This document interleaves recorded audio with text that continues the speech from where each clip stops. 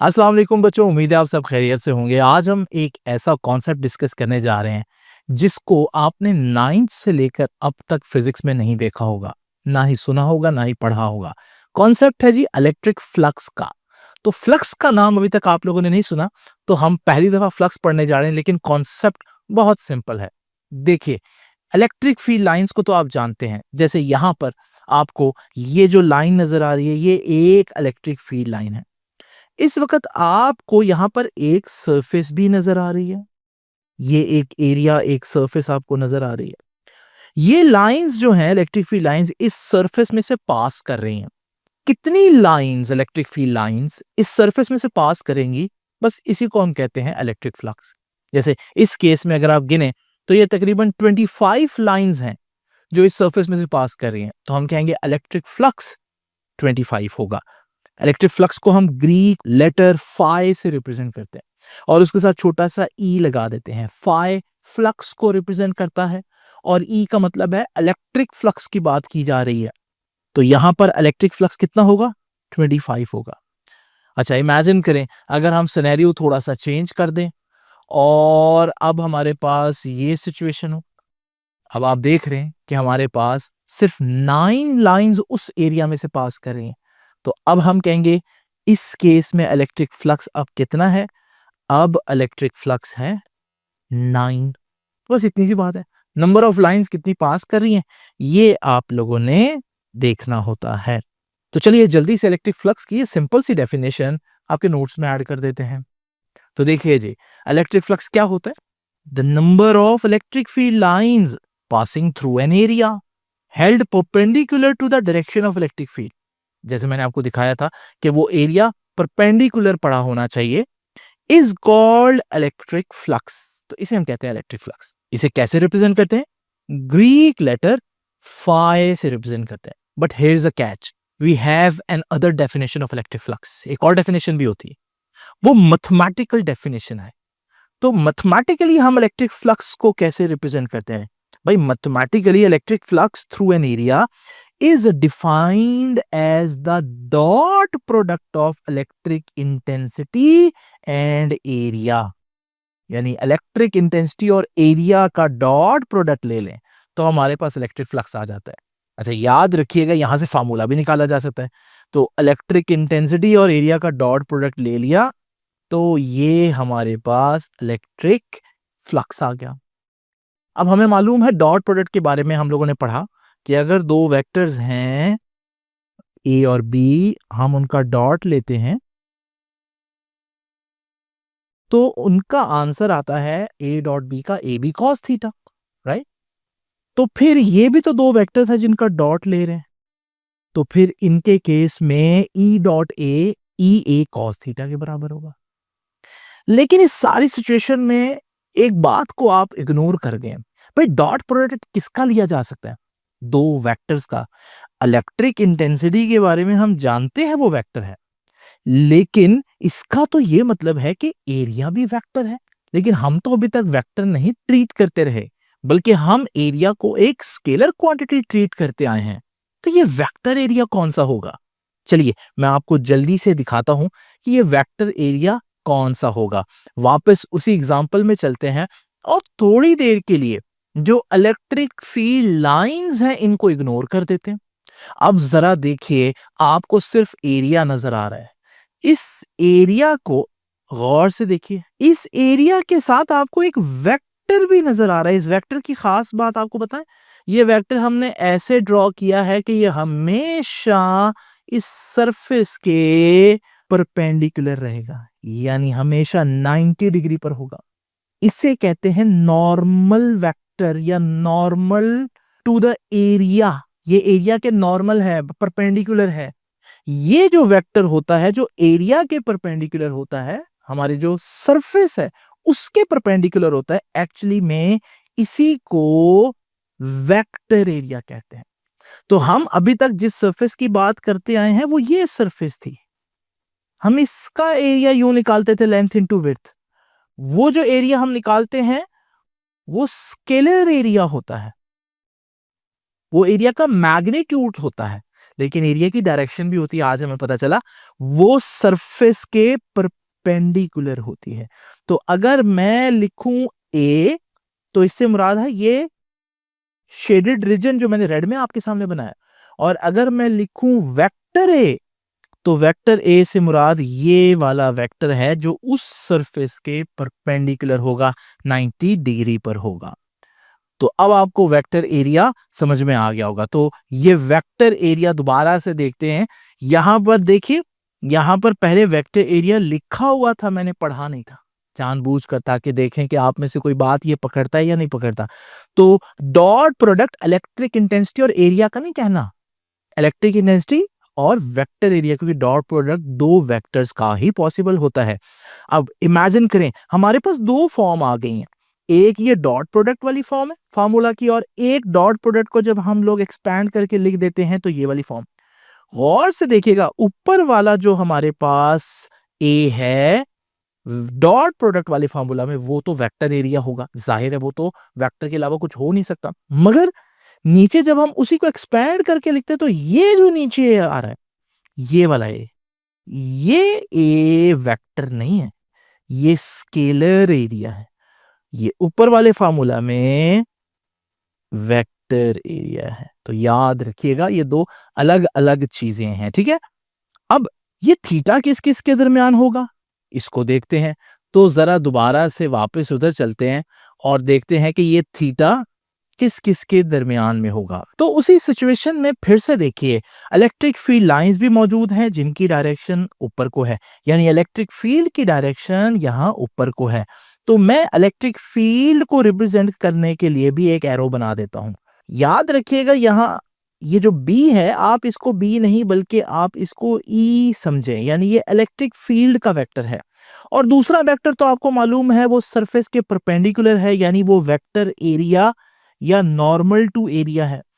तो थीटा कहां है, एंगल किस किस के दरमियान होगा? जरा गौर से देखिएगा, ये है थीटा, यानी थीटा असल में एंगल होता है वो जो वेक्टर एरिया है और जो इलेक्ट्रिक फील्ड की डायरेक्शन है जो कि ऊपर है, उनके दरमियान एंगल होता है, याद रखिएगा। और एक्चुअली में डॉट प्रोडक्ट भी तो इन्हीं दोनों का था, डॉट प्रोडक्ट भी तो इन्हीं दोनों का था, तो फिर एंगल भी उन्हीं दोनों वेक्टर्स के दरमियान होता है जिनका डॉट लिया जा रहा है। तो डॉट प्रोडक्ट जो है, क्योंकि वो इलेक्ट्रिक इंटेंसिटी और एरिया का है, तो यहां से हमें पता चला कि एंगल भी, ये जो थीटा एंगल है, ये भी इलेक्ट्रिक फील्ड इंटेंसिटी और वेक्टर एरिया के दरमियान होगा। सरफेस के साथ नहीं लेना, सरफेस एरिया के साथ नहीं, वेक्टर एरिया के साथ। उसके बाद याद रखिएगा ये जो फार्मूला है, हमने जो सरफेस इमेजिन किया, आपने देखा वो बिल्कुल फ्लैट थी ऐसे। तो याद रखिएगा this formula is only applicable to flat surface. कौन सा फार्मूला? ई डॉट ए वाला फार्मूला या ई ए कॉस थीटा वाला फार्मूला सिर्फ फ्लैट सरफेस पर लगेगा, कर्व्ड सरफेस पर नहीं लग सकता। तो चलिए अब हम देखते हैं कि इलेक्ट्रिक फ्लक्स किन किन फैक्टर्स पर डिपेंड कर सकता है। तो देखिए फिर से वही एग्जांपल हमारे पास मौजूद है और हम देखेंगे कि वो कौन कौन से फैक्टर्स हैं जिनको चेंज करके मैं इलेक्ट्रिक फ्लक्स चेंज कर सकता हूं। पहले तो मुझे बताइए कि इस वक्त इलेक्ट्रिक फ्लक्स कितना है। भाई नंबर ऑफ लाइंस देखनी है ना, कितनी पास कर रही है इस एरिया में से, तो 9 लाइंस पास कर रही हैं। तो राइट नाउ इलेक्ट्रिक फ्लक्स 9 है। अब जरा मैं क्या करता हूं, मैं इस जगह पर इलेक्ट्रिक इंटेंसिटी बढ़ा देता हूं। आपको पता है जब इलेक्ट्रिक इंटेंसिटी बढ़ जाती है तो number of lines per unit area ज्यादा हो जाती हैं। तो जरा देखिए मैं इलेक्ट्रिक इंटेंसिटी बढ़ाता हूं तो क्या होगा, इलेक्ट्रिक इंटेंसिटी बढ़ाई तो आपने देखा अब उसी सरफेस एरिया में से ज्यादा लाइंस पास कर रही हैं। तो पहला फैक्टर आ गया हमारे पास। इलेक्ट्रिक फ्लक्स किस पर डिपेंड करता है? सबसे पहले इलेक्ट्रिक इंटेंसिटी कितनी है। अगर ज्यादा होगी इलेक्ट्रिक इंटेंसिटी, ज्यादा नंबर ऑफ लाइंस पास करेंगी, ज्यादा इलेक्ट्रिक फ्लक्स होगा। और ऑपोजिट भी ट्रू है, जितनी कम होगी इलेक्ट्रिक इंटेंसिटी, जैसे अब मैं कम करता हूं तो उतना उसमें से कम लाइंस पास करेंगे, इलेक्ट्रिक फ्लक्स कम होगा। तो ये पहला फैक्टर हो गया। आइए अब दूसरा फैक्टर देखते हैं। मैं क्या करता हूं, मैं ये वाली मिसाल लेता हूं। आप देख रहे हैं कि यहां से अभी भी 9 लाइंस ही पास कर रही हैं, बाकी लाइंस एरिया में से पास नहीं कर रही, वो एरिया में से नहीं गुजर रही, जैसे कि इन लाइंस को देखें, एरिया तो इधर खत्म हो गया ना। लेकिन जरा देखिए हम एक काम करते हैं, और वो क्या काम है? वो ये काम है कि मैं एरिया बड़ा कर देता हूं। तो जैसे ही मैं एरिया बड़ा करूंगा, वो लाइंस जो पहले नहीं आ रही थी, अब वो उसमें से गुजर रही हैं। अब इलेक्ट्रिक फ्लक्स कितना है? अब इलेक्ट्रिक फ्लक्स 25 है, 25 लाइंस पास कर रही हैं, तो बढ़ गया। कैसे बढ़ा? एरिया बढ़ाने से। इसका मतलब इलेक्ट्रिक फ्लक्स बढ़ाने का पहला तरीका था इलेक्ट्रिक इंटेंसिटी, और दूसरा तरीका है कि आप सरफेस एरिया बढ़ा दें तो भी इलेक्ट्रिक फ्लक्स बढ़ जाएगा, जाहिर है। और तीसरी चीज अब देखते हैं, यहां पर देखें 25 लाइंस पास कर रही है ना, मैं क्या करता हूं, मैं इस एरिया को, सरफेस एरिया को रोटेट करता हूं। जैसे ही मैं रोटेट करूंगा, ये नीचे क्या है इसको इग्नोर कर दें फिलहाल, सिर्फ आप ये देखें कि जैसे ही मैंने इसको रोटेट किया, फिर से देखिए क्या ये वाली लाइंस जो हैं ये पास कर रही हैं इसमें से? नहीं। अब फिर से अगर आप देखें तो कम लाइंस पास कर रही हैं। तो इसका मतलब जब आप एंगल चेंज करते हैं तब भी फ्लक्स चेंज होता है। 3 फैक्टर्स हैं फ्लक्स को चेंज करने वाले। अब मजे की बात है, ये तीनों फैक्टर्स आपको मैंने पहले दिखाए हैं। जरा अगर आप गौर करें तो जब मैंने आपको फार्मूला दिखाया तो उस फार्मूला के अंदर यही तीनों चीजें ही तो थी। क्या फार्मूला है? ई ए कॉस थीटा, यानी इन्हीं तीनों चीजों पर फ्लक्स डिपेंड करेगा, इलेक्ट्रिक इंटेंसिटी, सरफेस एरिया और एंगल। तो ये बातें मैंने आपके सामने लिख दी कि डिपेंडेंस किस पर है इलेक्ट्रिक फ्लक्स की? इलेक्ट्रिक इंटेंसिटी, सरफेस एरिया और ओरिएंटेशन ऑफ द सरफेस, मतलब सरफेस का एंगल क्या बन रहा है। यहां से ही इस फार्मूला से हम कुछ और बातें भी फाइंड आउट कर सकते हैं। सबसे पहले देखें, हम ये बता सकते हैं कि ये कौन सी क्वांटिटी है इलेक्ट्रिक फ्लक्स। भाई इलेक्ट्रिक फ्लक्स डॉट प्रोडक्ट है, और आपको पता है डॉट प्रोडक्ट का आंसर एक स्केलर क्वांटिटी होती है, इसलिए इसको स्केलर प्रोडक्ट भी कहते हैं। तो फिर हमारे पास इलेक्ट्रिक फ्लक्स एक स्केलर क्वांटिटी हुई, और इसकी कोई डायरेक्शन नहीं होगी, इट हैज नो डायरेक्शन। चलिए इसका यूनिट निकालने की कोशिश करते हैं। ये जरा गौर से देखिए कि इसका यूनिट कैसे निकालता हूं मैं। तो फ्लक्स का फॉर्मूला है ई डॉट ए। ई जो है, ई का यूनिट कल मैंने आपको बताया था न्यूटन पर कूलम होता है, और साथ कौन है ई के? एरिया। एरिया का यूनिट मीटर स्क्वायर होता है। तो एक यूनिट तो यही आ गया, न्यूटन मीटर स्क्वायर पर कूलम। ये देखिए मैंने नीचे लिखा हुआ न्यूटन मीटर स्क्वायर पर कूलम। लेकिन कूलम और न्यूटन डिराइव यूनिट है, बेस यूनिट्स नहीं है। तो चलिए मैं इनको बेस यूनिट्स में लिखता हूं। उसके लिए मुझे डिराइव यूनिट्स को बेस में लिखना पड़ेगा। तो न्यूटन आपको पता है क्या लिखा जा सकता है? किलोग्राम मीटर पर सेकंड स्क्वायर। साथ कूलम है, कूलम भी डिराइव यूनिट है, तो उसको हम लिखते हैं एम्पेयर सेकंड। लेकिन नेगेटिव है तो इन पर दोनों पर नेगेटिव आ जाएगा। और आगे मीटर है, मीटर जो है वो तो बेस ही होता है, मीटर स्क्वायर हो जाएगा। लो जी, ये किलोग्राम तो एक ही दफा लिखा हुआ है, उसको एज इट इज लिख देते हैं। मीटर और ये मीटर स्क्वायर मिलकर मीटर क्यूब बन जाएगा। फिर ये पर सेकंड और ये पर सेकंड स्क्वायर मिलकर पर सेकंड क्यूब बन जाएगा। और पर एम्पेयर जो है वो एज इट इज आ गया। ये भी यूनिट है, लेकिन ये in terms of base units है। इसका फायदा क्या होगा? हम डायमेंशन निकाल सकते हैं। तो आपको पता है किलोग्राम मास है, मास की जगह हम एम लिख देते हैं, ये लिखा। मीटर लेंथ है, लेंथ की जगह हम एल लिख देते हैं, और वही पावर, इसके ऊपर भी क्यूब है तो वो देखें एल के ऊपर क्यूब लिख दिया हमने, ठीक है। और फिर उसके बाद सेकंड टाइम है, उसकी जगह टी लिख दें, पावर वही रखें क्योंकि सेकंड टाइम है, उसके ऊपर -3 पावर है तो टी के ऊपर -3 लिख दिया हमने, ठीक है। ये -3 लिखा हुआ है, थोड़ा सा फील नहीं हो रहा, मैं इसको करेक्ट कर देता हूं, ठीक है। और उसके बाद पर एम्पेयर लिखा हुआ है, तो पर एम्पेयर की जगह पर एम्पेयर, क्योंकि उसकी डायमेंशन यही होती है। तो जब आप इसको देखेंगे तो आपके पास डायमेंशन आ चुकी होगी। इस डायमेंशन को भी आप लोग नोट कर लीजिए। तो यहां तक हम लोगों ने ये बात देख ली। एक और चीज मैं आपको बताना चाहता हूं, फ्लक्स ई डॉट ए है ना, ई का मैंने एक और फार्मूला भी बताया था, यूनिट बताया था। और वो यूनिट क्या था? वो यूनिट था न्यूटन पर कूलम की बजाय वोल्ट पर मीटर। ऐसे ही आगे एरिया क्या है? Metre square. तो ये 1 मीटर मीटर से कट जाएगा तो वोल्ट मीटर आ जाएगा। तो इलेक्ट्रिक फ्लक्स का एक यूनिट वोल्ट मीटर भी बनता है। ये एमसीक्यू के लिए याद रख लीजिएगा। चलिए अब हम देखते हैं 3 डिफरेंट केसेस में इलेक्ट्रिक फ्लक्स कितना होगा। तो चलते हैं उसी एग्जांपल पर और देखते हैं कि कौन सा ऐसा एंगल है जिस पर फ्लक्स मैक्सिमम होगा। तो जरा गौर से इस सिचुएशन को फिर से देख रहे हैं। अभी हमारी सरफेस किसी एंगल पर है, आप देख रहे हैं। और इस वजह से बहुत सी लाइंस इस एरिया में से पास नहीं कर रही हैं। लेकिन अगर मैं इस सरफेस को कुछ इस तरह से रोटेट करूं कि ये सारी सरफेस इलेक्ट्रिक लाइंस के या इलेक्ट्रिक फील्ड के परपेंडिकुलर रख दूं, तो आप देखेंगे मैक्सिमम लाइंस इसमें से पास कर रही। ऐसे ही है, मैक्सिमम लाइंस इसमें से पास करें।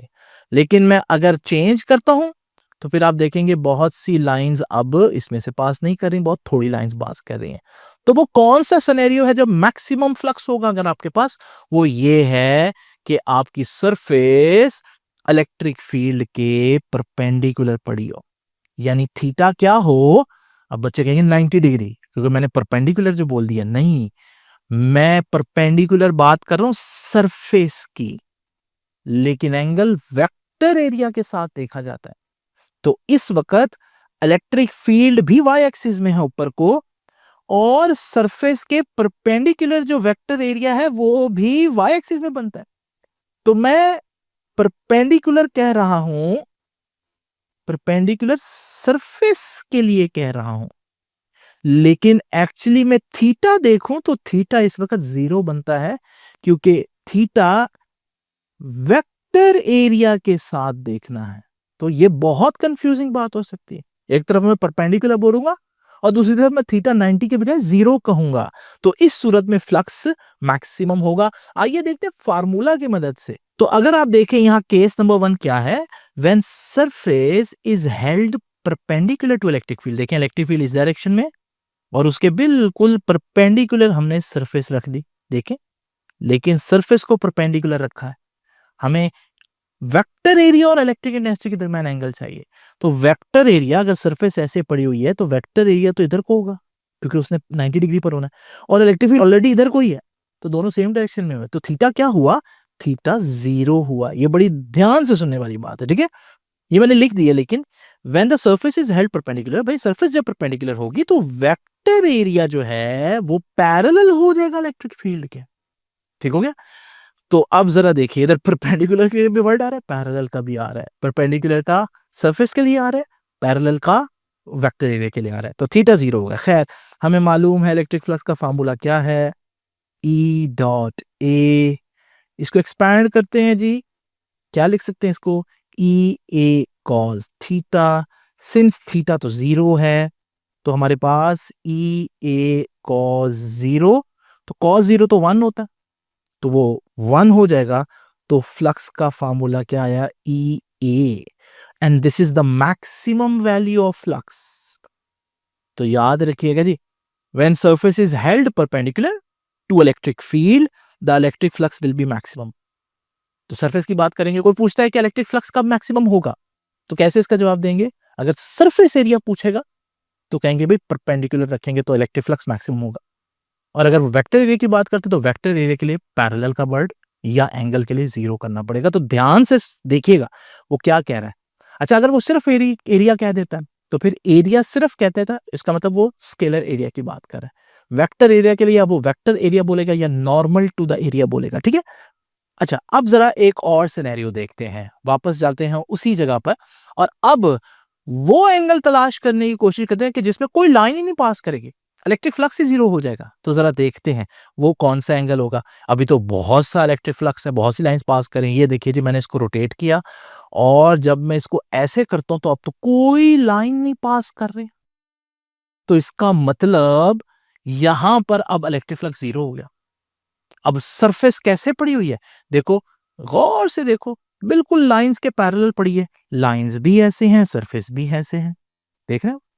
तो सरफेस अब पैरेलल रख दी है मैंने, लेकिन एंगल किसके दरमियान लेना है, वेक्टर एरिया के साथ।